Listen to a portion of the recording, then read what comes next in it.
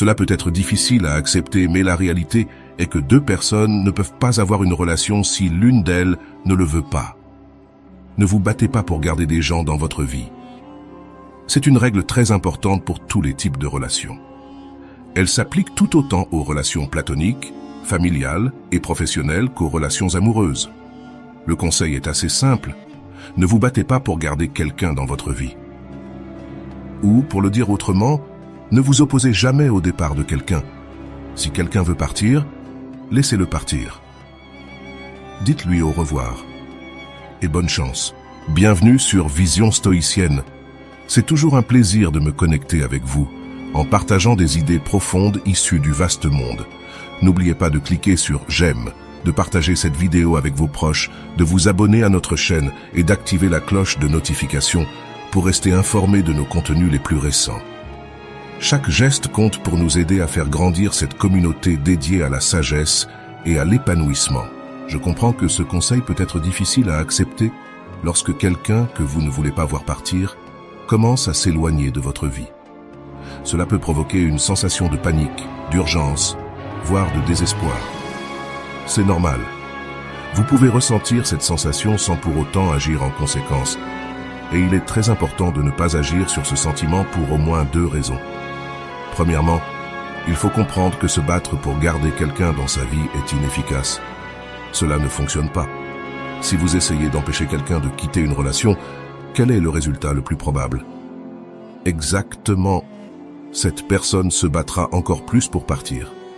Lorsque les gens se sentent privés de leur liberté de partir, qu'ils se sentent littéralement et figurativement emprisonnés, ils ont tendance à redoubler d'efforts pour affirmer leur autonomie.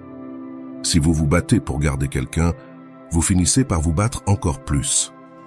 Et pourquoi voudriez-vous augmenter le conflit dans votre vie ou maintenir une relation déjà conflictuelle? Comme tout ce qui mérite d'être défendu, une relation chaleureuse, aimante et soutenante sera détruite par la lutte pour la conserver. Cela signifie que même si vous gagnez, même si vous réussissez d'une manière ou d'une autre à empêcher quelqu'un de partir, vous n'avez au mieux remporté qu'une victoire à la Pyrrhus dans laquelle vous avez probablement perdu plus que vous n'avez gagné. De plus, réussir à empêcher quelqu'un de partir pour un temps ne fait généralement que retarder leur départ. C'est au mieux une solution temporaire. Cela peut fonctionner un moment, mais le mécanisme en jeu n'est pas très flatteur. En effet, certaines personnes restent parce qu'elles ont peur du conflit qui pourrait s'intensifier, parce qu'elles se sentent coupables de vous causer de la douleur, ou parce qu'elles ressentent de la pitié devant votre humiliation maladroite. Mais ces sentiments changent tôt ou tard. Une fois que la peur, la culpabilité ou la pitié disparaissent, ces personnes retrouveront le contact avec les raisons qui les ont poussées à vouloir partir au départ.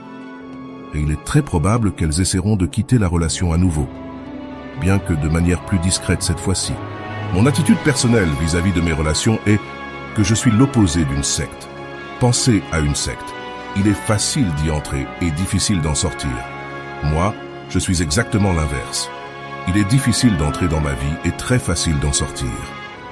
Ce n'est pas que la porte n'est pas verrouillée, c'est qu'il n'y a tout simplement pas de porte. La sortie est toujours ouverte et libre d'accès. Et tout comme une hôtesse de l'air, je m'assure toujours que les gens savent où se trouve la sortie. Je pense que cela est utile pour plusieurs raisons. Imaginez être sur un précipice sans garde-fou. Que fait la conscience de cette situation chez les gens? Ils font attention à leur démarche, ils sont plus concentrés et ils évitent de faire des choses stupides.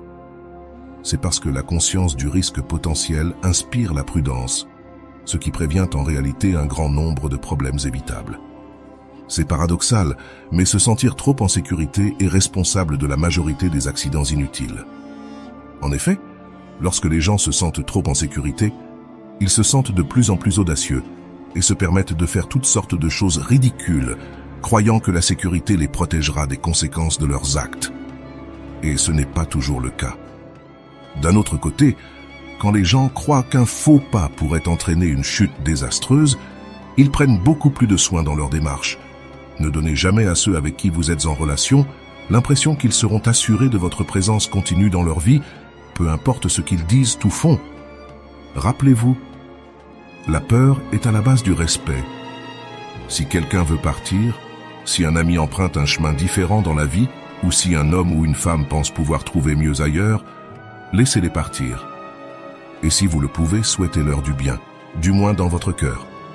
Remerciez-les pour avoir été à vos côtés aussi longtemps qu'ils l'ont fait, et séparez-vous avec grâce. Non seulement cela vous facilitera la tâche pour lâcher prise, mais cela augmentera également les chances que ceux qui partent finissent par regretter leur départ. Lorsqu'une personne est sur le point de partir, il est possible qu'une impulsion vous pousse à justifier votre valeur ou à rappeler à celle qui s'en va tout ce que vous avez apporté par le passé. Céder à ces impulsions serait une erreur. C'est parce que le jeu ne fonctionne pas sur la gratitude. Les gens sont plus susceptibles de ressentir du ressentiment lorsqu'on leur rappelle vos bonnes actions que de la gratitude. De toute façon, ils ont déjà profité de ces actions. Ils ne les perdent pas en quittant la relation. En réalité, les gens ne perdent que ce qu'ils désirent encore, mais qu'ils n'ont pas encore reçu. Ainsi, cela ne fonctionnera probablement pas. De plus, si vous en êtes arrivé au point où vous devez rappeler à quelqu'un votre valeur, vos mots ne suffiront pas. S'ils ne peuvent déjà pas l'avoir, vos paroles ne leur révéleront pas cette valeur. Lorsque les gens en arrivent à menacer de quitter une relation, les mots ne suffisent généralement pas à changer leur décision. Il est également dégradant de se justifier. C'est une forme de supplication et peu de gens vont fonder une relation durable sur la pitié. Ne leur donnez pas cette opportunité. Enfin, si quelqu'un part réellement, c'est-à-dire qu'il s'en va littéralement, ne les poursuivez jamais. Jamais. Si quelqu'un sort en trombe de votre maison, ne courez pas dans la rue pour les supplier de revenir. Et je vous dis cela parce que certaines femmes feront cela pour tester une relation, croyant à tort que courir après elle ou se battre pour elle démontre à quel point vous tenez à elle. Ce n'est pas le cas. Ce que cela démontre, en réalité, c'est que cette femme ne tient pas beaucoup à vous. Si elle est prête à mettre son besoin de réassurance avant votre désir de paix, cela montre qu'elle peut et va injecter du chaos et des conflits dans votre vie dès qu'elle s'en sentira justifiée. Une femme qui tient vraiment à vous ne ferait pas cela. Ne tombez donc pas dans ce piège. Si quelqu'un vous quitte, vous pouvez décider d'accepter ou non de les laisser revenir dans votre vie. Cependant, si cette personne part, le minimum requis pour reprendre une relation est qu'elle revienne d'elle-même. C'est le strict minimum. Ne courez pas après eux, ils doivent venir vers vous. Et s'ils ne le font pas, c'est qu'ils ne sont pas suffisamment intéressés ou prêts à avoir une relation avec vous. Alors pourquoi iriez-vous faire des efforts pour les accommoder?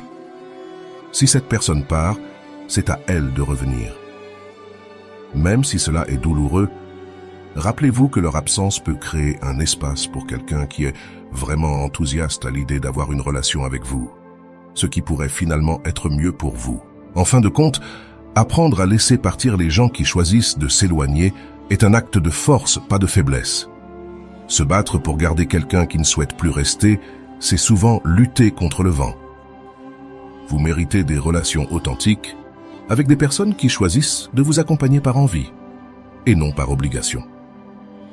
Alors, si quelqu'un décide de prendre un autre chemin, laissez-le partir avec grâce et dignité. Leur départ libère un espace pour ceux qui verront vraiment votre valeur, sans que vous n'ayez à vous battre pour la leur prouver. Parfois, laisser partir, c'est ouvrir la porte à de nouvelles possibilités, à des relations plus épanouissantes. Souvenez-vous, ce n'est pas en retenant quelqu'un que vous trouverez votre paix, mais en permettant à ceux qui veulent vraiment être avec vous de le faire librement. Vous méritez mieux que des adieux forcés. Vous méritez des présences sincères. Qu'en pensez-vous? Est-ce que cela correspond à votre propre expérience? Faites-le moi savoir dans les commentaires ci-dessous. N'hésitez pas à partager cette vidéo avec quelqu'un qui, selon vous, pourrait bénéficier de ce message. Ce sont les recommandations de bouche à oreille qui aident réellement à faire grandir la chaîne. Comme toujours, je vous remercie pour votre soutien et merci d'avoir écouté.